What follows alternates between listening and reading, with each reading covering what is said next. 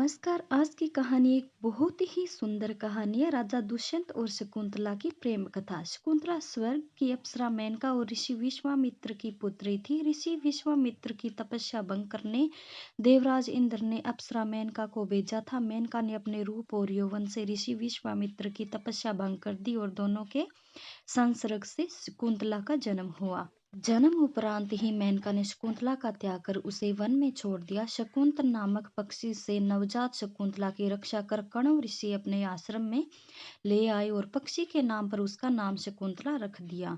आश्रम में ही शकुंतला का पालन पोषण हुआ। युवा होने पर शकुंतला अपनी मां मेनका की तरह ही रूपसी हुई। एक दिन आखेट खेलती हुए हस्तिनापुर नरेश दुष्यंत वन में आए और कण्व ऋषि के दर्शन की अभिलाषा में उनके आश्रम पधारे। द्वार से ही उन्होंने ऋषि को पुकारा। पुकार सुनकर शकुंतला बाहर आई। शकुंतला के रूप को देखकर राजा दुष्यंत मुग्ध हो गए। शकुंतला ने उन्हें बताया कि कण्व ऋषि तीर्थ यात्रा पर गए हैं। जब राजा दुष्यंत ने शकुंतला का परिचय मांगा तो शकुंतला ने बताया कि वह कण्व ऋषि की पुत्री है। कण्व ऋषि आजन्म ब्रह्मचारी थे, अतः शकुंतला का परिचय सुन राजा दुष्यंत आश्चर्य में पड़ गए। तब शकुंतला ने अपने जन्म और त्याग की कथा का वर्णन करते हुए बताया कि वह कण्व ऋषि की दत्तक पुत्री है।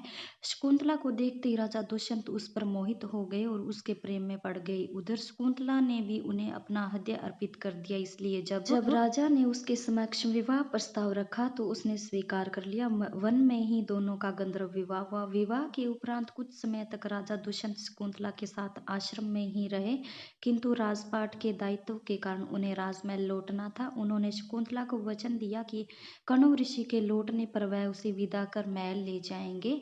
प्रेम के प्रतीक स्वरूप उन्होंने शकुंतला को स्वर्ण मुद्रिका प्रदान की और हस्तिनापुर लौट गए। इस बीच एक दिन कण्व ऋषि के आश्रम में दुर्वासा ऋषि पधारे और पुकार लगाई। राजा दुष्यंत के विचारों में खोई शकुंतला उनकी पुकार नहीं सुन पाई, जिसे दुर्वासा ऋषि ने अपना अपमान समझ लिया और शकुंतला को श्राप दे दिया कि जिस किसी के ध्यान में लीन होकर तूने मेरा अपमान किया है वह तुझे भूल जाएगा। दुर्वासा ऋषि का श्राप सुनकर शकुंतला का ध्यान टूट गया और वह अपने विचारों की दुनिया से बाहर आई। वह ऋषि के चरणों में गिर पड़ी और क्षमा याचना करने लगी। तब दुर्वासा ऋषि का हृदय द्रवित हुआ और उन्होंने कहा कि मैं अपना श्राप वापस नहीं ले सकता, किंतु तुम्हें ये आशीर्वाद देता हूँ कि तुम्हारे प्रेम का प्रतीक चिन्ह देखकर तुम्हारे प्रेमी को तुम्हारा पुनः स्मरण हो जाएगा। समय व्यतीत हुआ और कण्व ऋषि तीर्थ से आश्रम लौट आए। उनके वापस आने के पूर्व ही शकुंतला गर्भवती हो चुकी थी। उसने कण्व ऋषि को राजा दुष्यंत और स्वयं के गंधर्व विवाह के संबंध में पूरी बात बता दी। कण्व ऋषि उससे बोले कि विवाहित कन्या का अपने पिता के पास रहना उचित नहीं है, उसे अपने पति के घर जाना चाहिए। और उन्होंने एक शिष्य के साथ शकुंतला को राजा दुष्यंत के पास हस्तिनापुर जाने के मार्ग में राजा दुष्यंत द्वारा शकुंतला को दी हुई स्वर्ण मुद्रिका पानी पीते हुए सरोवर में गिर पड़ी और वह एक मछली द्वारा निगल ली गई। जब शकुंतला राजमहल पहुंची तो राजा दुष्यंत ने उसे पहचानने से इनकार कर दिया। दुर्वासा ऋषि के श्राप के प्रभाव के कारण राजा दुष्यंत उसे भूल नहीं पाए और उसी समय स्वर्ग से शकुंतला की माता मेनका आई और उसे अपने साथ ले गई। शकुंतला को कश्यप ऋषि के आश्रम में छोड़ वह वापस इंद्रलोक लौट गई। कश्यप ऋषि के आश्रम में ही शकुंतला ने एक सुंदर बालक को जन्म दिया।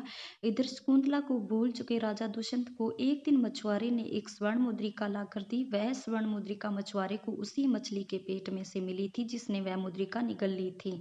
राज चिन्ह देखकर मछुआरा उसे राजा को लौटाने आया था। मुद्रिका देखते ही राजा दुष्यंत की याददाश्त वापस आ गई और उन्हें शकुंतला के बारे में सब स्मरण हो गया। उन्होंने तुरंत सैनिकों को शकुंतला को ढूंढने के लिए भेजा, किंतु उसे वह ढूंढ न सके। स्वर्ग में देवासुर संग्राम छिड़ा हुआ था। देवराज इंद्र के निमंत्रण पर राजा दुष्यंत उनकी सहायता हेतु इंद्र की नगरी अमरावती गए। युद्ध में विजयी होने के उपरांत वे आकाश मार्ग से वापस लौट रहे थे कि उन्हें कश्यप ऋषि का आश्रम दिखाई पड़ा और वे उनके दर्शन के लिए रुक गए। आश्रम के आंगन में राजा दुष्यंत को एक सुंदर बालक खेलते हुए दिखा, जिसे देख उनका प्रेम उमड़ आया और उसे गोद में उठाने के लिए जैसे ही आगे बढ़े, शकुंतला की सखी ने उन्हें रोकते हुए कहा, राजन, इस बालक को न छुएं, जो भी इसे छुएगा उसकी भुजा में बंधा काला धागा नाग बनकर उसे डस लेगा। किंतु राजा दुष्यंत स्वयं को न रोक सके और बालक को अपनी गोद में उठा लिया। गोद में उठाते ही बालक की भुजा में बंधा काला धागा टूटकर गिर पड़ा। शकुंतला की सखी को ज्ञात था कि जब भी बालक का पिता उसे अपनी गोद में उठाएगा तो उसकी भुजा में बंधा काला धागा टूटकर गिर जाएगा। सखी ने सारी बात शकुंतला को बता दी। शकुंतला राजा दुष्यंत के पास गई तो वे उसे पहचान गए। क्षमा याचना करने पर उन्होंने उसे राजमहल चलने को कहा। शकुंतला मान गई। फिर कश्यप ऋषि की आज्ञा लेकर वे हस्तिनापुर लौट आए। इस तरह दोनों की प्रेम कहानी पूर्ण हुई। दोनों के पुत्र का नाम भरत था, जो आगे चलकर एक पराक्रमी राजा हुआ और उसके नाम पर आधारित भारत का नाम भारतवर्ष पड़ा। अगर आपको मेरी कहानियाँ पसंद आए तो प्लीज़ लाइक, शेयर और सब्सक्राइब जरूर कीजिएगा। धन्यवाद।